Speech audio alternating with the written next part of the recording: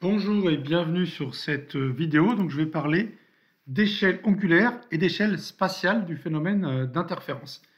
Alors, pour mettre en évidence ce phénomène, j'ai considéré déjà une source ponctuelle qui émet une onde donc sinusoïdale. Donc, on voit bien qu'en tout point, ici, j'ai mis deux détecteurs. Le signal est sinusoïdal du temps. Et puis, j'ai une deuxième source qui possède la même fréquence, aussi ponctuelle, qui émet une onde. Donc c'est placé à un endroit différent. On voit bien que ici l'amplitude est à peu près le même en tout point de l'espace. Alors ce qui se passe, c'est si j'allume les deux sources, eh bien en chaque point j'aurai une vibration somme. Et ce qu'on constate, c'est qu'il y a des points, par exemple comme celui-ci, où l'amplitude ici est plus grande et donc s'ajoute. Et là j'ai une amplitude qui est quasiment nulle. Donc ce qui se passe, c'est que quand j'ajoute deux signaux sinusoïdaux de même fréquence, eh bien je n'ajoute pas leur amplitude. Donc c'est ça le phénomène essentiellement d'interférence à deux ondes, donc qui est observable avec des ondes de nature électromagnétique, les ondes à la surface de l'eau par exemple, ou les ondes acoustiques. Alors l'échelle angulaire, qu'est-ce que c'est? L'échelle angulaire, c'est justement cette relation qui met en évidence des angles ici de direction de maxima, que j'ai mis en violet, et des directions de minima de l'amplitude du signal somme.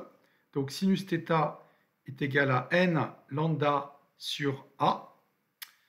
Donc ça, c'est l'échelle angulaire. On va expliquer comment ça fonctionne. Et puis, si je me place dans un plan à une distance d, un plan d'observation ici, eh bien, j'ai une périodicité ici qui est caractérisée par ce qu'on appelle un interfrange, qui est une distance entre deux franges sombres ou deux franges claires successives, qui est donnée par la formule I égale lambda d sur A.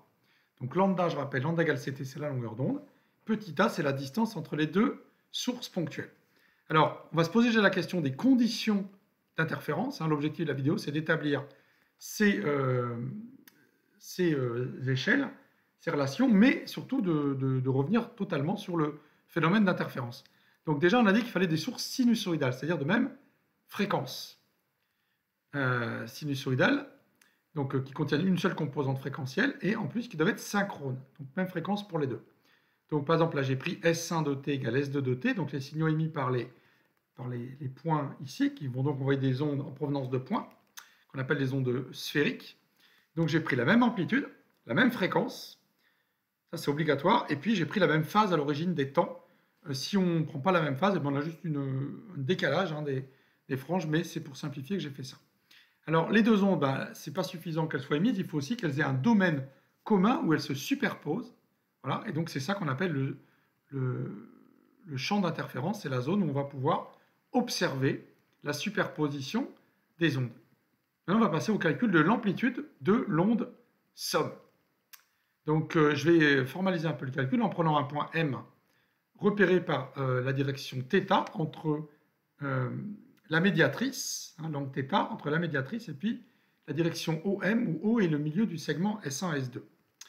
Alors, l'onde reçue en M est la somme, d'une part, d'une onde émise en S1 qui se propage en M, donc c'est l'onde collectée en M en provenance de S1, qui s'écrit la même que celle-ci. Alors c'est un AM, alors peut-être l'amplitude est un peu plus petite, parce que ça s'est propagé, cosinus oméga t plus phi 0. Alors attention, le t, c'est pas tout à fait le même, puisqu'évidemment, il faut tenir compte du retard de propagation de S1 vers M, que j'appelle taux de M par rapport à S1. Et puis, il y a aussi une onde, bien sûr, qui est collectée en M en provenance de S2. Voilà, donc c'est le deuxième terme, qui a peut-être une amplitude légèrement différente, ici, un M', et puis le même oméga, la même phi 0, par contre, il y a un taux qui est différent. Donc le retard de propagation de S1 vers M, c'est taux de M par rapport à S1, donc c'est la distance divisée par la célérité, et puis j'ai l'autre retard, taux de M par rapport à S2, qui est la distance S de M sur C. Donc on voit que pour calculer l'amplitude du signal somme en un point M, eh bien, il va falloir que je somme ces deux signaux. Alors, il y a une hypothèse que je vais faire, c'est que je me place en fait à grande distance devant la distance qui sépare les sources. OM est grande devant S1 et S2.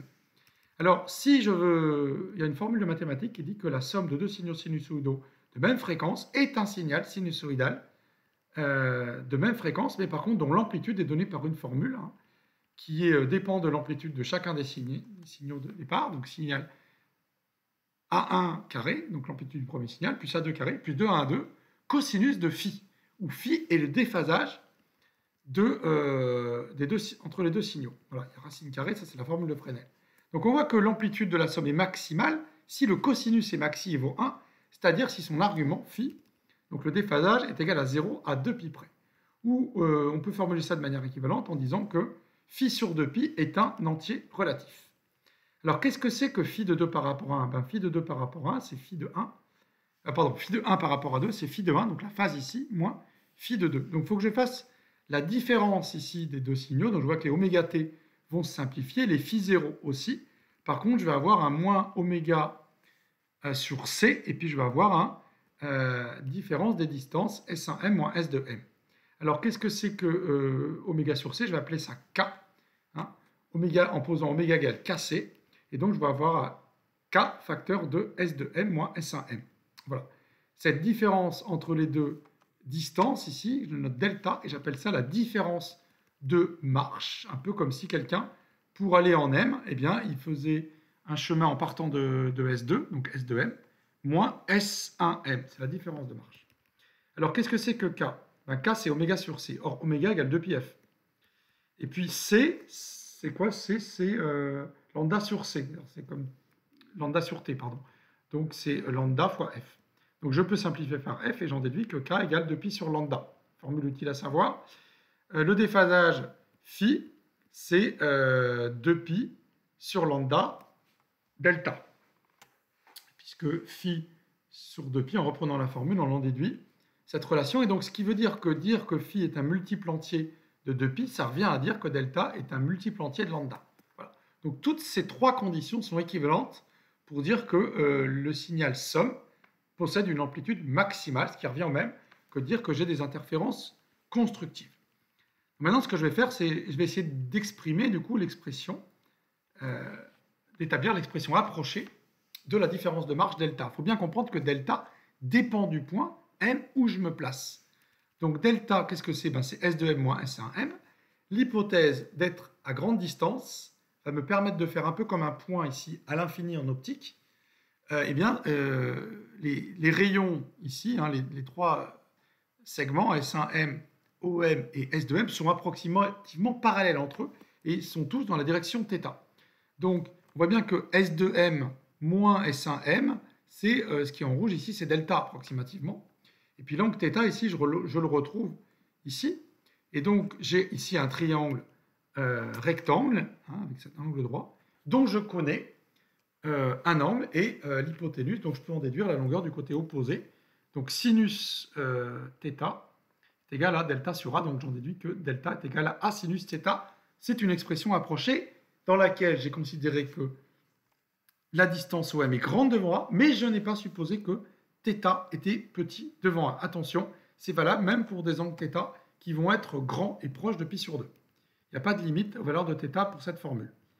Donc, j'ai parlé du cas des interférences constructives que je vais regarder tout de suite. Donc, les interférences constructives, c'est quand j'ai dit delta était égal à P fois lambda, où P est un entier relatif.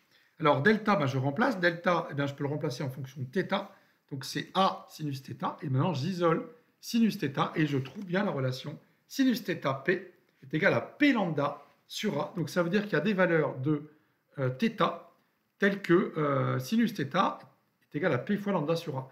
Et ces valeurs correspondent à P entier. Je les ai indexées ici, en violet sur la figure, et je peux donc indexer l'ordre d'interférence ici, en repérant les directions qui sont celles du maximum de la somme, maximum d'intensité lumineuse. Et puis, il y a des cas d'interférence destructive. Alors, ce qui se passe là pour les interférences destructives, c'est quand delta est un multiple demi-entier de lambda, ce qui revient au même de dire que l'ordre d'interférence est demi-entier. Donc, sinus θp égale n plus 1,5 lambda sur A. Donc, je peux indexer de même manière les franges sombres de ma figure d'interférence. Donc, voilà pour l'échelle angulaire du phénomène d'interférence. Maintenant, je vais regarder l'échelle spatiale. Pour ça, je vais placer un écran à la distance d des sources ici, et je vais repérer le point M par son abscisse X par rapport à la médiatrice, au plan médiateur. Donc c'est ce que j'explique. On observe dans un plan situé à la distance D. Cette distance D, je la suppose grande devant la distance petit a qui sépare les deux sources, et M, cette fois-ci, est proche du plan médiateur, c'est-à-dire X est petit devant D. Donc si je regarde dans ce triangle ici, rectangle, j'ai bien tangente θ qui est égale à X sur D, ça c'est pas une formule approchée. Par contre, comme X est petit devant D, je peux dire que θ est petit devant 1 radian, et donc je vais pouvoir dire que sinus θ, en vertu de l'approximation des petits angles, sinus θ est à peu près égal à tangente θ. Donc si je reprends delta est égal à A sinus θ, j'en déduis que delta est égal à A fois X sur D. Donc c'est une expression approchée qui me dit que en tout point ici du plan, quand je me déplace, eh bien, la différence de marche varie proportionnellement en fait, à l'abscisse X. Donc maintenant, je cherche les abscisses X telles que la différence de marche est un multiple entier de lambda. Donc xn, je l'isole, xn est égal à n fois lambda d sur a, avec n entier. Donc qu'est-ce qu'on constate? Eh bien, on constate que les valeurs de xn sont des multiples entiers d'un nombre qui est lambda d sur a, qui est justement précisément l'interfrange. Voilà. Donc je viens d'établir l'échelle spatiale du phénomène d'interférence interfrange. Pour fixer les idées, prenons une application avec des ondes ultrasonores qui se propagent à la célérité c, donc à peu près 340 mètres par seconde dans les conditions normales de température, hein, et puis une fréquence de 40 kHz. Donc j'ai pris une distance entre les deux sources ultrasonores de 4 cm, hein, comme on peut faire en travaux pratiques, avec un écran, ou en tout cas un capteur qui se déplace à la distance de 50 cm ici des deux sources. Donc qu'est-ce que ça donne? Je peux calculer la longueur d'onde, lambda égale c sur f, hein, c'est connu, donc 8,5 mm. Et l'interfrange, lambda d sur a, j'obtiens 10,6 cm. Alors je peux faire mieux, je peux aller voir aussi les angles θ, puisque comme j'ai sinus θ, je peux calculer θ en prenant l'arc sinus. Donc si je prends n égale 1, je peux calculer θ1, θ2, etc. Donc 12 degrés, 25 degrés, etc. Je peux calculer θ. Alors on remarque qu'on ne peut pas calculer plus de 4 valeurs dans cette situation où le rapport lambda sur a est connu et vaut la valeur qu'il a. Je vous laisse réfléchir pourquoi on n'a qu'un nombre limité d'angles θ. Merci de votre attention.